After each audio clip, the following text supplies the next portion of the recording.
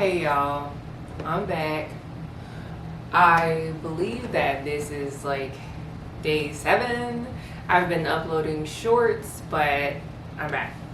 So today I had a couple of things that I really wanted to share with you guys. So on this day 7 or this past week of being on track, I have really been battling my demons.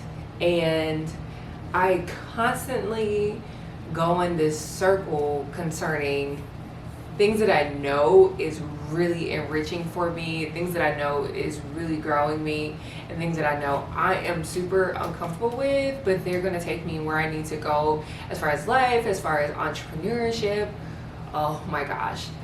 When I call people, I do cold calls, I feel just this cringe. We've spoken about this before, but I don't know if it's not as bad as before, but I don't know if I'm ever really going to get over that. And in the back of my mind, it's really my mind telling me that. But in my soul, in my body, I really feel this is where I'm comfortable. I'm starting to listen more for cues and really just having conversations with people, and that's essentially what you want to do when you cold call, right? You don't want to get hung up on every day.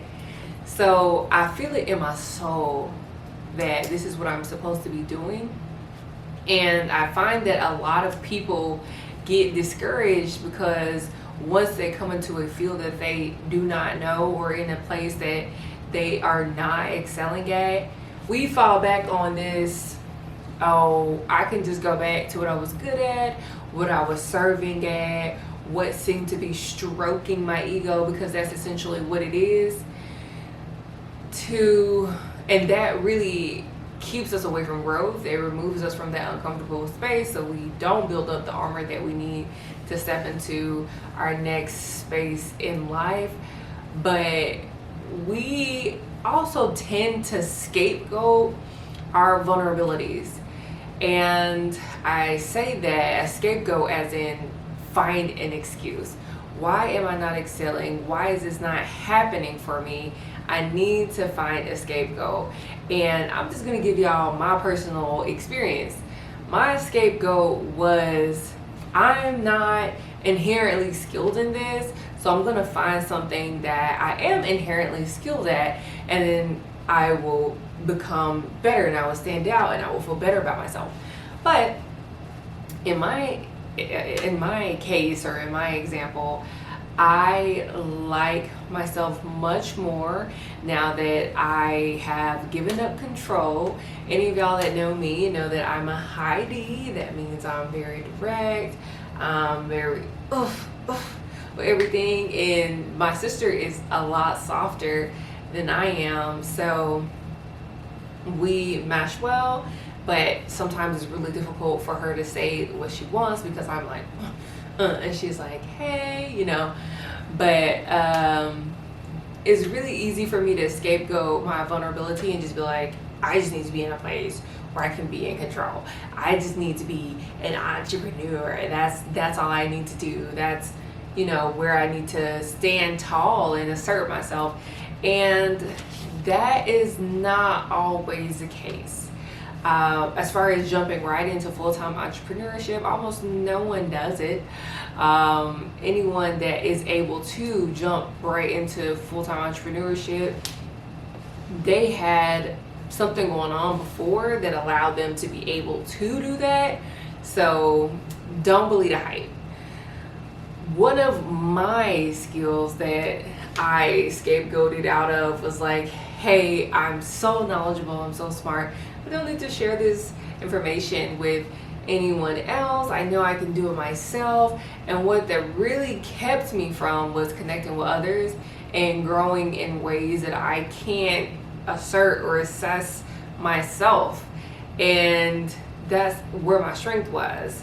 Oh, I can seem very intelligible. I can seem very knowledgeable about these things because I don't have to show and prove any of it. I don't have to show and prove. I don't have to do any of the work that proves what I'm saying is within me. I can just, do a little bit, stay off to the side, and do my thing. That's not where the growth was. So I had to let that go, and I realized that that was really self-serving, and that was more of an ego thing.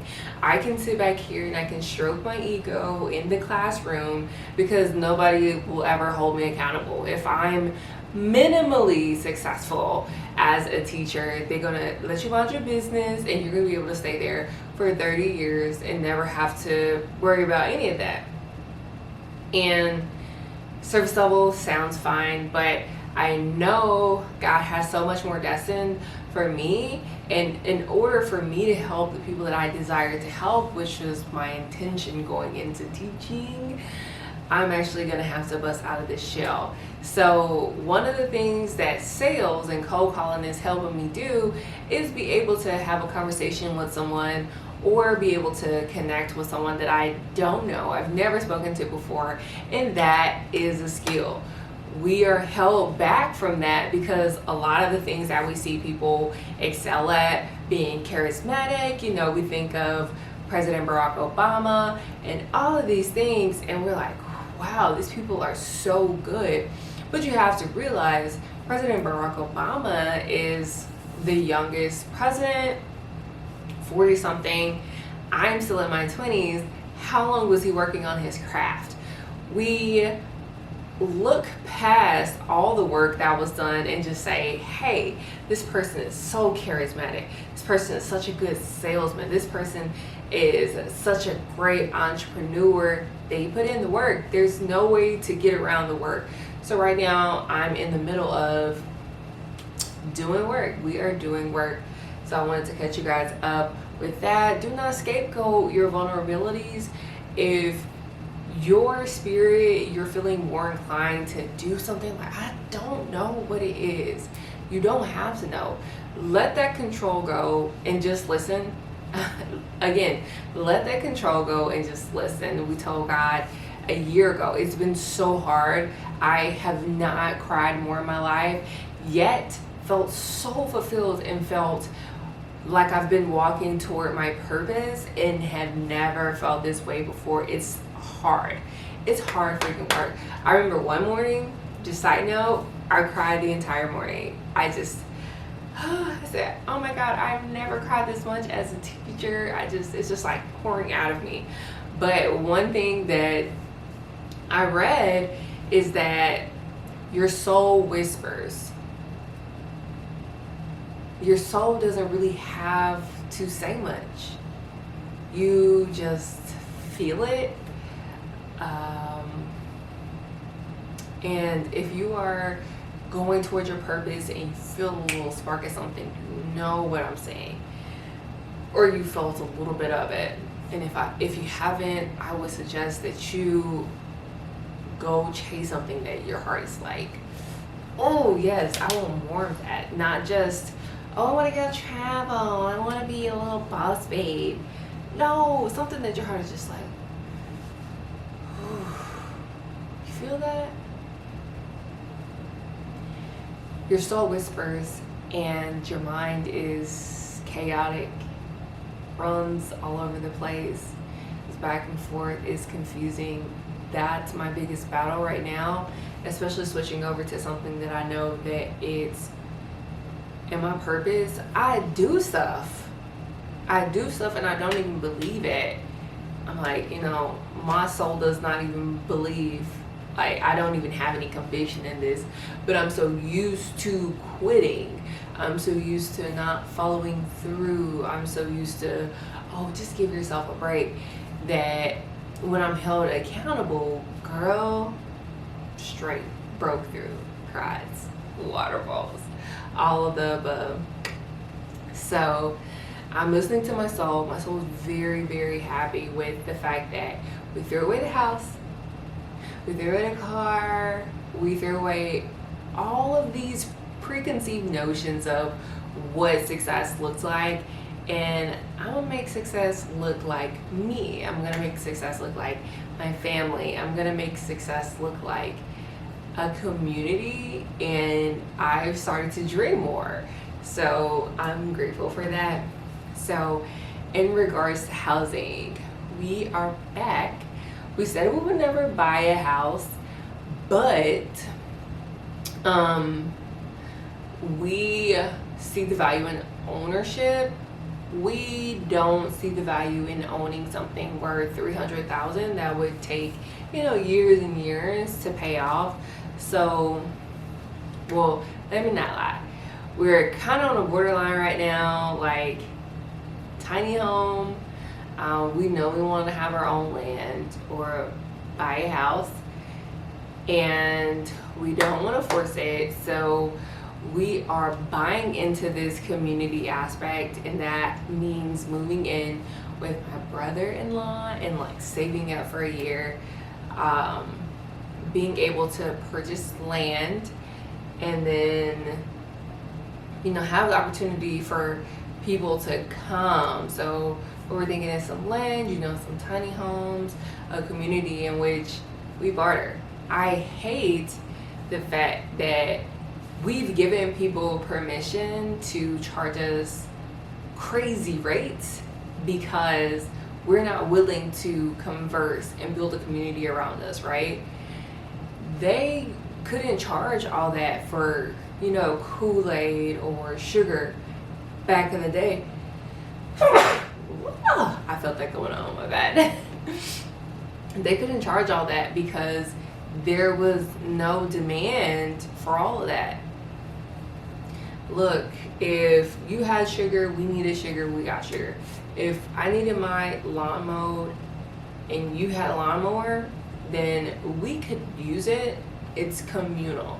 And I cannot stress that enough, how much that is valued in my life right now.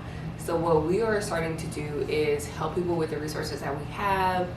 We have 10% of our budget going toward charity. That's not just church, but that is other people that are in need. We need people to step up.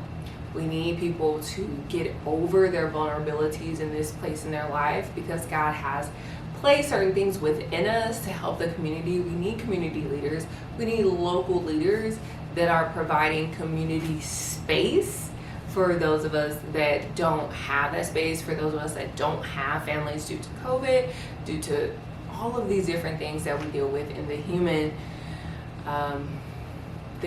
condition. That is essentially where I am in life. I am learning to be relentless because there are people waiting on me to grow up and get over some of the things that have held me back, which are super petty, super ego driven. So we were thinking about house hacking. So like getting a house that's like a 5-bedroom house, up to $400,000, and charging people like lower rent, and then we wouldn't have to pay rent. And then we consider it a shed to a house conversion, which will be like a 2-year project, honestly. And then a tiny home. So we're leaning more toward the land, the tiny home, and then bringing other people in, getting another tiny home and letting people rent it out. My husband's like, we just need our space. So I completely understand that. But yeah, those are some of the updates with us. We're gonna go tiny house shopping, not this weekend, because this weekend is July the 4th. So I'm gonna be celebrating July the 4th. I'm gonna bring y'all along the way. But yeah, those are some of the updates with me. Let me make sure I have gone over everything. Last note is going to be us getting our Amazon back to normal. So we are on a journey getting our Amazon back to 20K. I will eventually post put a post up concerning where Amazon is now. At this point, it is June 28th, and we have a couple more days, but right now it's at $7,500 for the month. We're getting to 8,000. I really want to make sure that we have particular items that are selling on up to just like our replans are hitting 8,000 for at least 3 months before, you know, I switch it up or I add more in there, just to create a steady baseline and start writing some more operating principles around it. So we in business, we got our Amex with no limit. So we out here like really working. So I'm excited for the overflow, the abundance, the growth. I feel myself maturing and I'm liking myself much more than I did as a teacher. I work out, you know what I'm saying? I get my nails done. I don't sit here and argue with kids all day. So yeah, I am loving it. I am so thankful to God right now in this moment, you know, for my family, for my son, for just the abundance, for joy. So that is day 7. I believe y'all, we've been rocking. Uploaded some shorts, so I did cheat, but I didn't cheat. But yeah, I will see you guys tomorrow. Bye.